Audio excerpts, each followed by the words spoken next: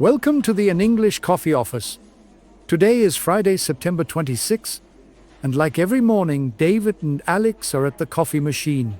Hey Alex, good morning. How's your week shaping up?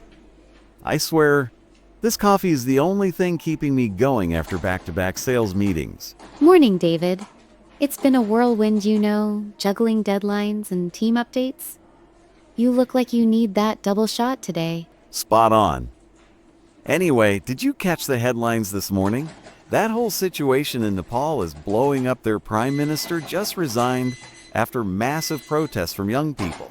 Yeah, I skimmed it on my commute. It started with a ban on social media platforms, right? And it snowballed into anger over corruption. Crazy how fast things escalated. Totally. From what I read, protesters stormed parliament and set buildings on fire. The PM, KP Sharma Oli, had to step down amid all the chaos. 19 people died in the clashes, and it was all sparked by that short-lived social media blackout. It's heartbreaking. The Guardian had a piece on it, young folks, Gen Z mostly, fed up with nepotism and elite corruption. They used apps like TikTok to expose Nepo kids. Those connected insiders getting all the perks. Haha, Nepo kids, that's a term we could use here for some office favorites. But seriously, it makes me think about our digital tools at work. If someone tried to ban Slack or email, we'd all walk out. True enough. As a project manager, I rely on those platforms to keep everyone in the loop. This Nepal stuff shows how social media isn't just fun. It's a tool for real change. Right. And the economic side, Nepal's already fragile, with tourism and remittances key. Political shakeups like this could hit businesses hard, maybe even our international clients if supply chains get messy. Good point. It reminds me of how we need stable partners overseas. Anyway, speaking of tech disruptions, have you seen the NVIDIA news from China? Oh man, yeah. The anti-monopoly probe regulators there say NVIDIA violated laws by dominating the AI chip market. It's a big deal for global tech. I pulled up the details from Reuters. China's State Administration for Market Regulation announced it after looking into NVIDIA's practices.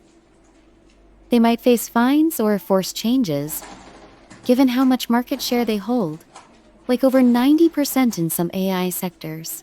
Exactly. As a sales rep, I'm watching this closely. Our deals often involve NVIDIA tech for client systems. If restrictions kick in, prices could spike, and we'd have to pivot to alternatives. Pivot is right.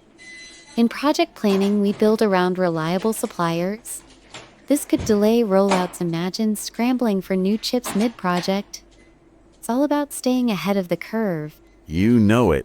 To be honest, NVIDIA's been on a roll with their Blackwell chips. But antitrust heat from China? That's a wake-up call.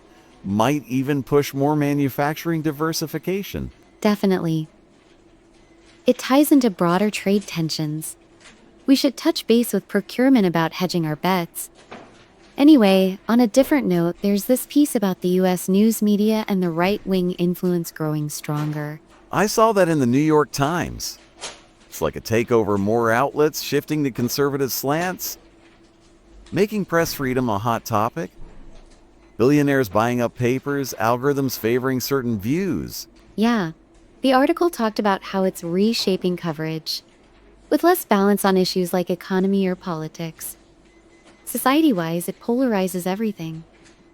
Affects how we consume info daily. Spot on. In sales, we pull from neutral sources for pitches. If media gets too biased, clients might question our data.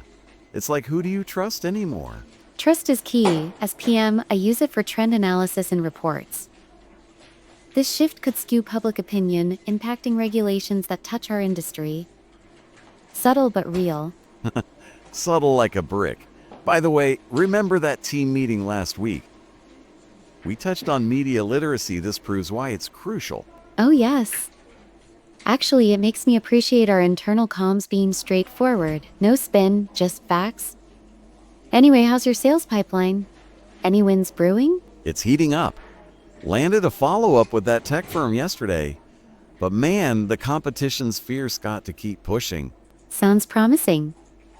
My projects are chugging along, but we're tight on timelines. Remote work helps, though, cuts down on commute stress. Amen to that. This hectic morning routine? Coffee chats like this keep me sane. You know, circling back to Nepal, it's inspiring how youth drove change without violence at first. Inspiring. Yeah. The crisis group report mentioned it's a wake-up for Nepal's leaders on youth discontent. Could lead to elections soon, hopefully fair ones. Fingers crossed. Economically, if stability returns, it might open doors for sales in that region. We've got to stay in the loop. Agreed. And NVIDIA WSJ says the probe might drag on, but it's pressuring them to play fairer. Good for innovation long term. True. No monopolies stifling progress. Oh, and the media thing. Washington Post covered how it's eroding trust in journalism overall. Erosion is the word. It hits society hard, divides us more.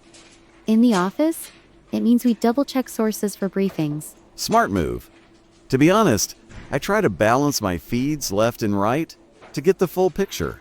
Me too. Anyway, enough world news. How about that new coffee blend? It's got a kick. Loving it. Wakes you up without the crash. Speaking of crashes, Nepal's protests had helicopters evacuating officials' wild visuals. I saw the clips.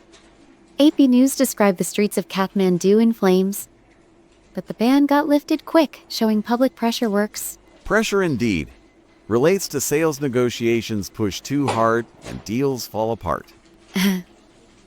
Exactly, project management lesson. Listen to stakeholders early. NVIDIA's case, they're ignoring that at their peril. Perilous times in tech. China's not messing around with fair play. Might boost competitors like AMD. Could be. Diversification again. In US media, it's like entertainment now.